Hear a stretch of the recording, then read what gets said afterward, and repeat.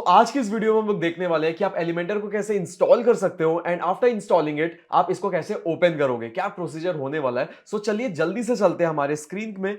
और यहां स्क्रीन में आप देख सकते हो, यहां पे आपको ऑप्शन मिलता है प्लगइन्स का। ऐड न्यू प्लगइन पे क्लिक करेंगे। ऐड न्यू प्लगइन में जाने के बाद आपको जस्ट सर्च करना है यहां पे एलिमेंटर। एक बार मैंने एलिमेंटर यहां पे सर्च कर लिया तो साइड में मैंने एक और टैब ओपन कर रखा है। एक बार एलिमेंटर आप सर्च करते हो तो इस तरीके का डैशबोर्ड आपको दिखेगा। यहां पे मेरे पास अपडेट नाउ का ऑप्शन आ रहा है क्योंकि मेरे पास ऑलरेडी एलिमेंटर इंस्टॉल है। अगर आपके पास इंस्टॉल नहीं है तो इस इंस्टॉल नाउ वाला जो बटन आएगा आपके में इंस्टॉल नाउ आएगा तो आपको इंस्टॉल नाउ पे क्लिक करना है।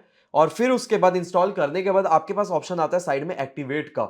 अगर आपने एक्टिवेट नहीं किया तो उसको एक्टिवेट कर लो, तो आप रीडायरेक्ट हो जाओगे अपने होम पेज में। तो इसी तरीके से एलिमेंटर को हम लोग इंस्टॉल एंड एक्टिवेट करने वाले हैं। एंड आफ्टर एक्टिवेटिंग इट हम लोग आएंगे पेजेस में। पेजेस में आएंगे ऑल पेजेस।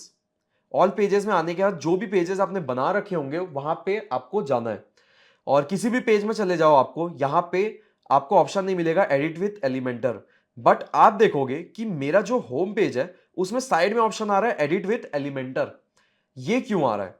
अब देखो, सपोज अगर मैं अबाउट में गया या अबाउट अस, ये भी एलिमेंटर के थ्रू एडिट कर रखा है। लेट्स से कि हमें जाना है सोशल मीडिया मार्केटिंग। अब यहां पे एलिमेंटर नहीं आ रहा है, एडिट पे हम लोग जाते हैं। वो क्यों नहीं आ रहा? क्योंकि एटलीस्ट अगर आप चाहते हो एडिट विद एलिमेंटर साइड में पॉपअप हो तो उसके लिए आपको एटलीस्ट पेज को एक बार एडिट करना पड़ता है एलिमेंटर का यूज करके। एक बार हमने ओपन किया। अब क्या कर सकते हो, आप यहां से अपनी वेबसाइट बना सकते हो प्लस पे क्लिक करके, वर्डप्रेस का ही बिल्डर यूज करके। बट हम लोग यहां पे क्या करेंगे, एडिट विथ एलिमेंटर पे क्लिक करेंगे।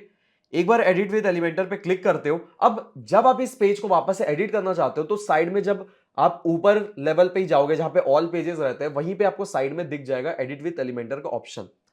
तो अभी हम लोग बैक चलते हैं।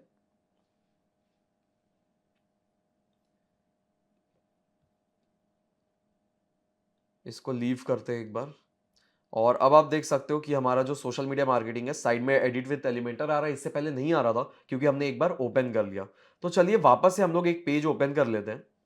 ये आप देख सकते हो, ये पेज ओपन होता है एडिट विद एलिमेंटर पे क्लिक करने के बाद।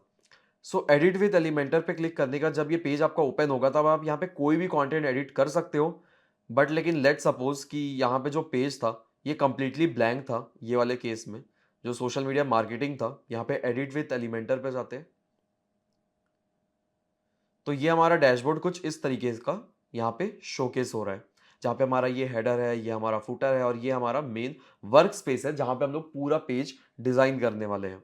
अब इसी डैशबोर्ड को मैं एक्सप्लेन करूंगा नेक्स्ट वाले वीडियो में, जहां पे आप ये देखोगे कि old dashboard versus new dashboard, क्योंकि ये जो है ये ओल्ड डैशबोर्ड है और ये जो है ये वाला न्यू डैशबोर्ड है। तो सबसे पहले हम लोग इस वीडियो के बाद ओल्ड डैशबोर्ड न्यू डैशबोर्ड समझेंगे।